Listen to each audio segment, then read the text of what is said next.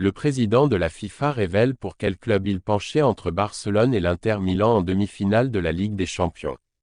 Le président du FC Barcelone continue d'admirer une pépite estimée à 75 millions d'euros, malgré les difficultés financières. Un attaquant du Barça se confie sur sa relation compliquée avec Xavi, il ne me faisait pas confiance. Manchester United prêt à offrir 80 millions d'euros pour le capitaine du FC Barcelone. Commentaire inattendu de Pep Guardiola après la défaite 4-3 du Barça face à l'Inter lors du match retour de la Ligue des Champions. Avant de commencer, si vous êtes un fan des Blaugrana, dites-nous ce que vous en pensez de la performance des Catalans face à Inter hier soir en demi-finale de la Ligue des Champions et n'oubliez pas de laisser un like et de vous abonner pour ne rien manquer des actualités du club. Alors que le monde du football retenait son souffle à l'approche de la demi-finale retour de la Ligue des Champions entre l'Inter Milan et le FC Barcelone, le président de la FIFA, Gianni Infantino, avait clairement affiché ses préférences avant le choc. S'exprimant avant le coup d'envoi de mardi soir au San Siro, Infantino n'a pas caché son parti pris. Interrogé sur son choix entre les deux géants européens, l'Italien a répondu sans détour « Tout le monde sait que je suis un fan de l'Inter Milan ». Une déclaration peu surprenante pour ceux qui connaissent son passé, Infantino a toujours affiché son soutien au club milanais, et cette fois encore, il n'a pas dérogé à la règle, alors que les Nerazzurri visaient une nouvelle finale à Munich. Soutien à Lautaro et à l'héritage argentin de l'Inter. Infantino a également salué la forte identité argentine de l'Inter, mettant en avant Lautaro Martinez comme figure clé de la campagne actuelle du club. L'Inter est l'équipe des Argentins, a-t-il affirmé, en évoquant non seulement Lautaro, mais aussi des légendes du passé comme Javier Zanetti et Diego Milito, héros du triplé historique de 2010. Avec le soutien public de l'un des hommes les plus influents du football mondial, l'équipe de Simone Inzaghi semblait portée par une confiance accrue avant l'un des matchs les plus importants de ces dernières années. Barcelone, motivé mais diminué. De son côté, le FC Barcelone abordait la rencontre avec une forte motivation, notamment grâce au retour de Robert Lewandowski. La présence de l'attaquant polonais apportait un renfort de poids à une équipe déterminée à renverser un score défavorable du match aller. Mais la formation dirigée par Hansi Flick devait faire face à plusieurs absences importantes, Alejandro Balde était forfait, et malgré l'espoir initial autour de Marc Casado, le jeune joueur de 21 ans a lui aussi manqué la rencontre. Le Barça devait puiser dans ses ressources, misant sur sa puissance offensive et sa résilience. Une rencontre spectaculaire se termine sur le score de 4-3. Le match a tenu toutes ses promesses, avec un suspense haletant sous les projecteurs du San Siro. Dans une rencontre pleine de rebondissements, le score final a été de 4-3 en faveur de l'Inter Milan, scellant ainsi leur billet pour la finale à Munich. Malgré une prestation pleine d'énergie et de courage, le Barça a échoué de peu, tandis que l'Inter, cher au cœur d'Infantino, s'est imposé, un résultat qui a sans doute comblé le président de la FIFA. La route vers la gloire européenne est désormais ouverte pour l'Inter, soutenu par son histoire, ses supporters et des alliés de haut rang. Le président du FC Barcelone continue d'admirer une pépite estimée à 75 millions d'euros, malgré les difficultés financières. Selon un récent rapport de Sport, le président du FC Barcelone, Joan Laporta, n'a pas abandonné l'idée de recruter l'attaquant de l'AC Milan, Rafael Leao. Malgré les défis financiers et les contraintes liées à l'effectif, Laporta continue de croire que l'international portugais serait un excellent renfort pour le club et qu'il pourrait s'épanouir dans les bonnes conditions au Barça. La saison de Leao en dehors du terrain a connu quelques complications, mais ses statistiques restent impressionnantes sur le plan sportif. Pour donner un ordre d'idée, il a inscrit 15 buts et délivré 14 passes décisives la saison dernière. Cette saison, il en est déjà à 11 buts et 12 passes décisives, alors qu'il reste encore 4 matchs à jouer, sans compter la Coupe du Monde des clubs. Sa régularité dans un championnat aussi compétitif que la Serie A continue d'attirer l'attention des plus grands clubs européens. Laporta le tient en haute estime. Joan Laporta estime qu'un transfert à Barcelone permettrait à Leao de trouver la régularité nécessaire pour franchir un cap. Le président du Barça admire réellement Rafael Leao.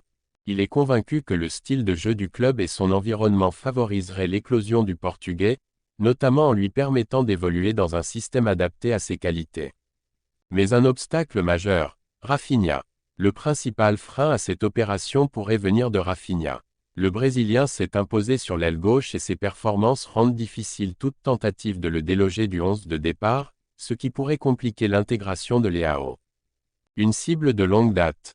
Le Barça avait déjà tenté de recruter Leao lors du dernier mercato estival, mais le manque de temps et les contraintes financières avaient empêché la concrétisation du transfert. Aujourd'hui, des sources internes au club indiquent que les discussions autour du mercato estival penchent davantage en faveur de Leao que de Nico Williams, lorsque l'on évoque les renforts potentiels pour la saison prochaine. Le joueur serait ouvert à une arrivée à Barcelone. Bien que Jorge Mendes ne soit pas son agent direct, son frère s'occupe de sa gestion. Mendes exerce toujours une influence importante et propose Leao au club catalan depuis un certain temps. Le seul véritable obstacle reste le coût élevé du transfert, qui a toujours constitué un frein majeur dans ce dossier. Un attaquant du Barça se confie sur sa relation compliquée avec Xavi, il ne me faisait pas confiance. L'ailier du FC Barcelone, Rafinha, s'est exprimé sur son passage sous les ordres de l'ancien entraîneur Xavi, révélant une relation tendue qu'il a laissée avec un sentiment de manque de soutien et de reconnaissance. Dans un entretien franc avec la journaliste brésilienne Isabella Pagliari, via Mundo Deportivo, le joueur a confié que les remplacements répétés, malgré de bonnes performances, lui donnaient l'impression que Xavi et son staff ne croyaient pas réellement en lui. Je sentais que Xavi et son staff ne me faisaient pas confiance, a déclaré Rafinha ouvertement. Parfois, je faisais tout ce qu'il fallait en 60 minutes, mais il me remplaçait. J'ai essayé d'arranger la situation, j'ai beaucoup parlé avec lui, mais rien ne changeait. Il avait sa propre façon de penser, a-t-il expliqué. Un moment marquant, un épisode en particulier a marqué le Brésilien, un match clé contre Manchester United. Je crois que c'était lors du match contre Manchester United, où j'ai été très bon, j'ai marqué un but et délivré une passe décisive. Il me semble que le score était de 2-2, et il m'a remplacé. Il poursuit. Je venais aussi de créer une occasion très nette. Je me sentais bien sur le terrain, je jouais vraiment bien. Et pourtant, j'ai été le premier à sortir.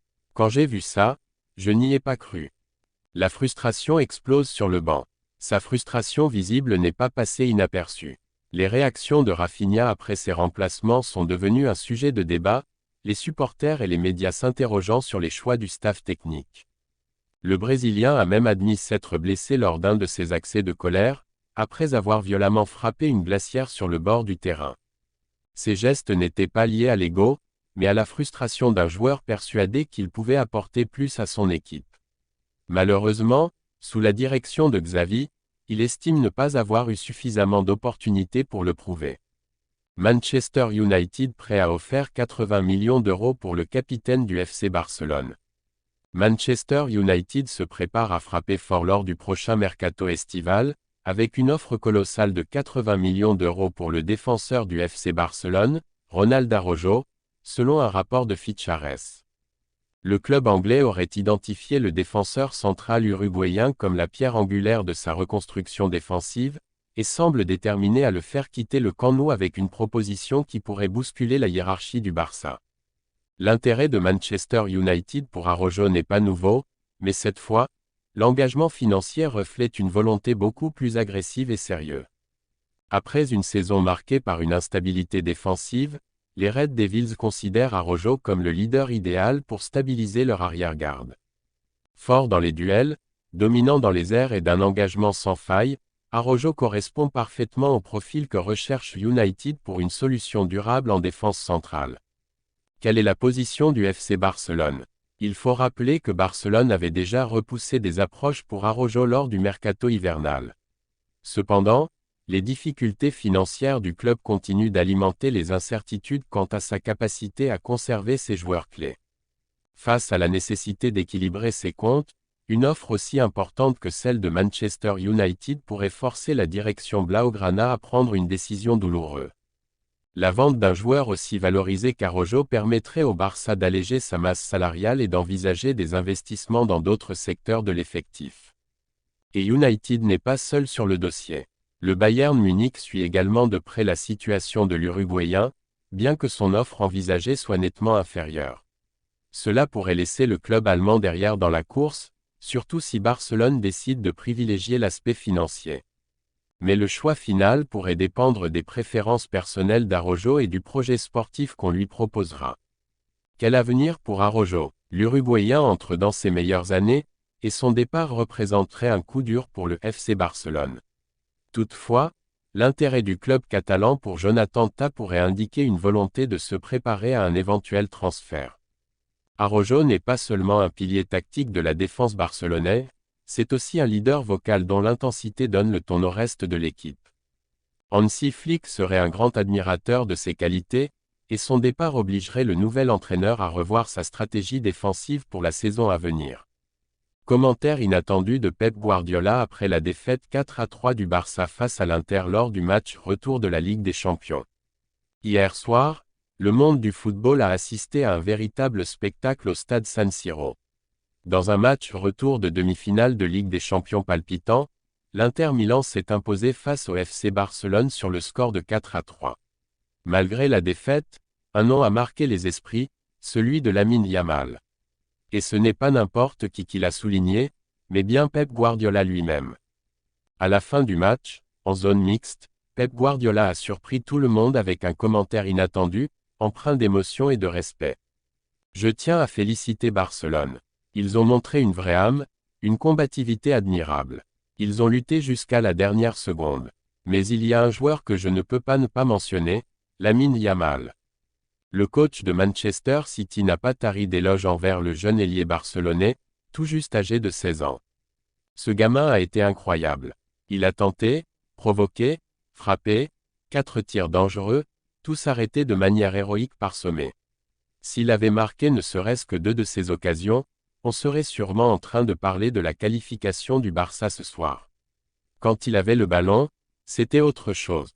Il dégage une maturité technique et une sérénité balle au pied qui n'ont rien à envier aux plus grands. Guardiola a poursuivi, visiblement impressionné. Ce qu'il a montré hier, à son âge, c'est tout simplement insensé. Je veux qu'il sache une chose, même s'il n'a pas gagné, hier soir, il a été la plus grande menace pour l'Inter. Et ça, à 16 ans, c'est un message très fort. Mais Pep ne s'est pas arrêté là.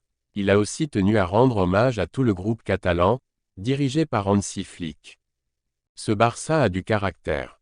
Ils ont été menés, ils sont revenus, ils ont tenté de renverser la vapeur plusieurs fois. Ce match, c'était une montagne russe d'émotions. Et malgré tout, ils n'ont jamais lâché. Mais parfois, ce sport est cruel. L'expérience finit par peser. L'Inter a su gérer les temps faibles et frapper au bon moment. Puis, dans un moment particulièrement touchant, Guardiola a ajouté. Tout le monde était contre eux, on entendait beaucoup de critiques, beaucoup de gens pensaient qu'ils n'avaient pas les ressources pour revenir dans ce match. Mais Barcelone a répondu sur le terrain. Ils ont démontré qu'ils sont toujours là, capables de tout renverser, même quand tout semble perdu. C'est ça, la vraie essence du Barça, une équipe qui ne lâche jamais, même quand les choses semblent impossibles. Mais en plus de son analyse du match, Pep n'a pas manqué de revenir sur l'arbitrage de la rencontre, qui a soulevé quelques polémiques. Il a ainsi confié. Je vais être honnête, l'arbitrage n'a pas toujours été facile à comprendre ce soir. Il y a eu des moments où l'on sentait qu'un petit coup de pouce aurait pu être donné au Barça. Mais ce sont des choses qui arrivent dans le football. Parfois, le destin n'est pas de votre côté. Et même si je suis un défenseur de l'arbitrage, ce soir, certains choix m'ont paru étranges. Guardiola a ensuite tempéré ses propos en soulignant que l'arbitrage n'était pas la raison de la défaite. Mais il ne faut pas se concentrer sur ça. Ce sont des moments où l'arbitre doit faire ses choix, et il faut les accepter. Ce qui compte, c'est ce que vous faites sur le terrain. Et Barcelone a montré qu'il pouvait se relever, même quand les décisions ne vont pas dans leur sens. Guardiola a ensuite évoqué l'objectif de la saison du Barça. Il rêvait de remporter 4 trophées cette saison. Maintenant, ce rêve est réduit à 3. Mais ils en sont encore capables. En Liga, en Coupe, et pourquoi pas la Supercoupe, mais pour cela, il faudra battre le Real Madrid.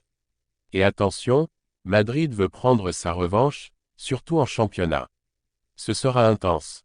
Malgré cette élimination douloureuse, Pep a tenu à terminer sur une note d'espoir et de confiance. Je suis certain d'une chose, le FC Barcelone reviendra plus fort.